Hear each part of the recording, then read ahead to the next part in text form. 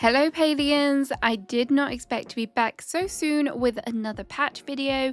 It feels like just yesterday Elderwood launched, but here we are, and while we did get a teaser from the devs team's roadmap video, update 0.192 aka the Radiance Rising update brings so much more than we anticipated and we got a teaser of. I am honestly a little shocked at how much stuff is coming off the back of last month's expansion, so we're going to dive through absolutely everything today. Don't forget to like and also subscribe, but let's get stuck into these patch notes. The first thing we have to talk about is the Pixie Blossom Bounce. We did get a really good look at this during the roadmap, but now we have some further details.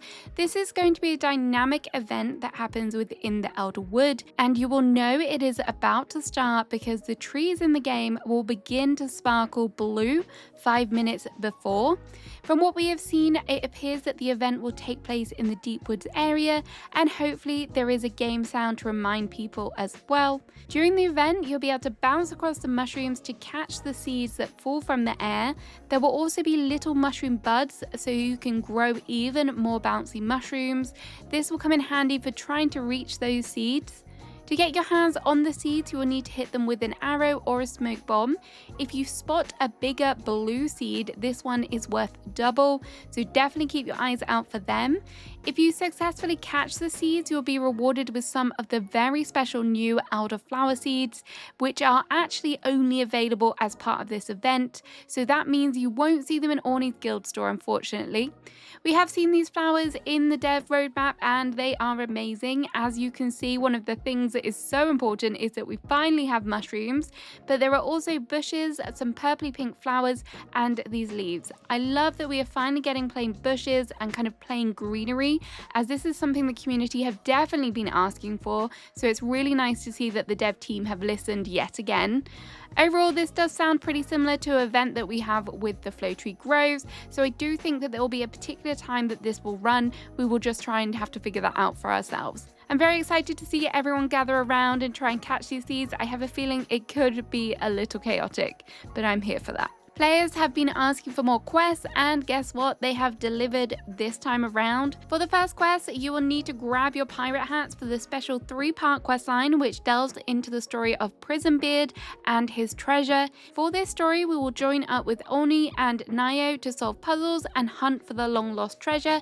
As part of this quest, we will be able to explore a new area of the Elderwood where Prisonbeard and his ship crash landed. In this area, you will also be able to find the Elderwood backpack recipe, which has kind of been missing from the map so far, but we finally have an answer for that. To start this quest, you do not need to have finished the main story. You just need to be a player level 30, have visited the Elderwood, and finished the Learning the Ropes introduction quest. If you manage to find the X and dig up the treasure, you'll be rewarded with the Plunder Prisonbeard lamp, Prisonbeard's figurehead, and also Prisonbeard's statue. I am very excited to see what these look like. I cannot wait. The quests do not stop there though, as there is a whole bunch of discovery quests. From today, once you step into the Elderwood, there will be 6 more quests to tackle. These quests are all very varied and they come with a variety of different themes, from learning about potato pod lore to finding Kalari's rare book, which is very interesting.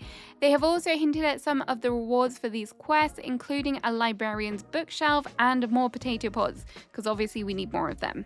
I am so happy that they are delivering with these quests. It is definitely something the player base has been asking for, and I'm sure the rewards for these ones will be just as good as we saw from the Discovery quest following the Elderwood launch.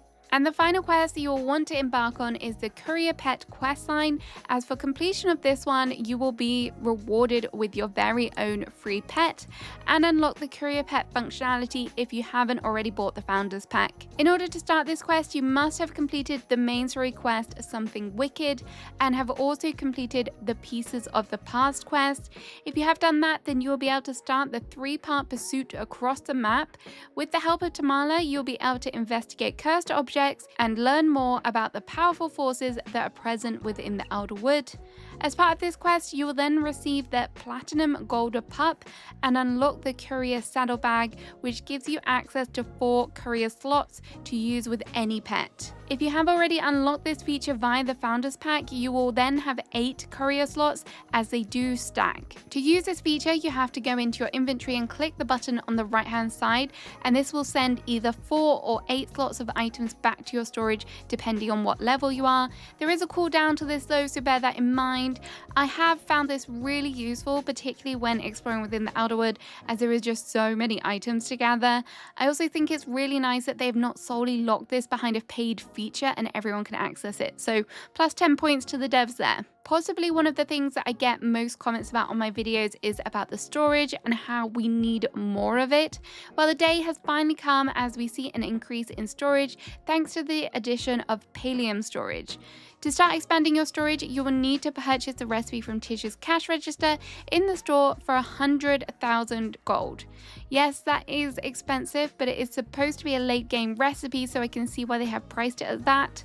Each Palium storage chest will give you 1,750 storage, so that raises the overall cap from 10,000 to 14,000 if you have maxed out the placement of them.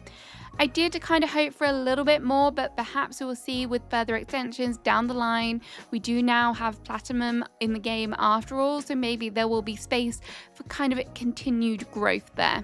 Decorators who have dreamed of pillows and cushion have also had those dreams come true, as in this update we are getting a brand new furniture set called the Cozy Camping Set. In total, this set has 14 pieces and they range from beds, pillows, blankets, and this gorgeous canopy. This will be perfect to protect players from the blaring sun during the summer months. The set also does include a new fence type, which is the hedge. The hedge comes in a short and a tall variety, and as you can see, they are perfect for making hedge mazes. The Cozy Camp Decor Starter Pack is available from Sabura's store, and the remaining items will then be learned through inspiration, which if you are new to the game, basically you have to craft, and then you will be able to pick which item you want to unlock next. Sabura's store has also been updated with a few other goodies. All of these items will be purchased using Infected Essence. Firstly, there is a bunch of new wallpapers and floors, which are the Essence wallpaper, the Umbran Weave floor, the Umbran Stamp wallpaper, Elderwood Leaves roof decor item. Cannot wait to get a full look at these. I am definitely going to be purchasing all of them. Fingers crossed I have enough essence. There are also the special Elderwood nameplate range. This one is called the Elderwood Protector and it comes in 4 tiers. The nameplates are expensive, but if you had a run-in with a few frogs, you might have a lot of essence to spare. Whilst we are also talking about furniture, brand new Honey Bunch items have been added to Zeki's Wondrous Machine. These are all bee-themed items or honey-themed items, and they are definitely going to make me want to pick up a coin, maybe 2 or even 10. It's now time to talk about another popular topic, plushies.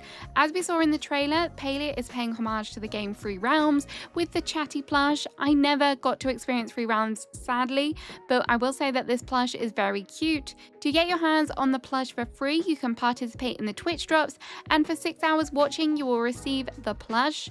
The plush will also be added to the Zeki's Wondrous Machine if you do miss out on the drops. The Rock Hopper plush is also finally here, and they will come in 3 varieties to match the different frogs available in the game. I love these little guys. It is such a shame we didn't have them introduced during the Great Frog Massacre of 2025 though. June is also Pride Month, and to celebrate we have 2 brand new giant plushies, the Prism Fish and the Rainbow Magi plush. If you have reached fishing level 3 and you've also met Eloisa, you will receive one of these plushies in the mail. You can also fish up the Prism Fish at any Killamore water location, and the Rainbow Magi plush will also be for sale in the Magi Market. The Grubby Ducky can also be obtained from fishing. If you manage to hook one of these special ducks into your inventory and clean it, you will receive the Spa Day Ducky and the recipe to craft even more duck friends. The Grubby Ducky is very rare and you will only be able to hook this up once. The ducky can be found in Killamore, Bahari or Elderwood, so pick your favourite water area and get fishing. We have also had some improvements and quality of life changes, and at least one of these will make players very happy. Firstly, there have been some changes to the notifications that you receive when you pick up an item. The notifications will now better reflect the rarity of the items you've collected. There will also be more prominent notifications for certain items. At present, this will just be for stickers and for the courier pet, but there will be more changes in the future. They have also moved where PC players will receive the notification, as previously it did tend to cover some things. And finally, they have also changed the display so that it will be smoother. Hopefully, this will help out when you collect up a bunch of furniture from your plot, because that is always a bit of a nightmare. Now, the change I know everyone will be relieved to hear is that trees will no longer count against the decor limit on other housing plots. At present, the trees you have planted across all of your plots do count towards your overall decor limit on each individual plot, but now this will not happen, meaning you can have even more trees or even more item decor slots, whichever takes your fancy.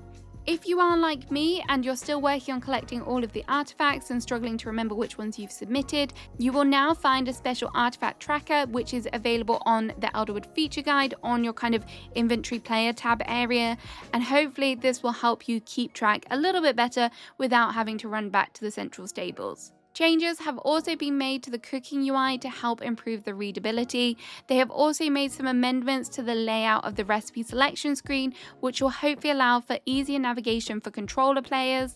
So those are all of the changes. What about the bug fixes? Well, this is probably the longest list of bug fixes I have ever seen, and I have been doing this pretty much since the very beginning of Palia.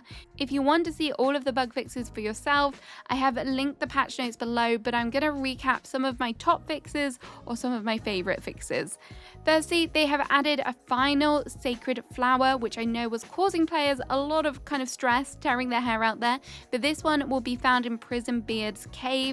The staircase mushroom will now no longer drop multiple lever recipes. I know this was driving me crazy.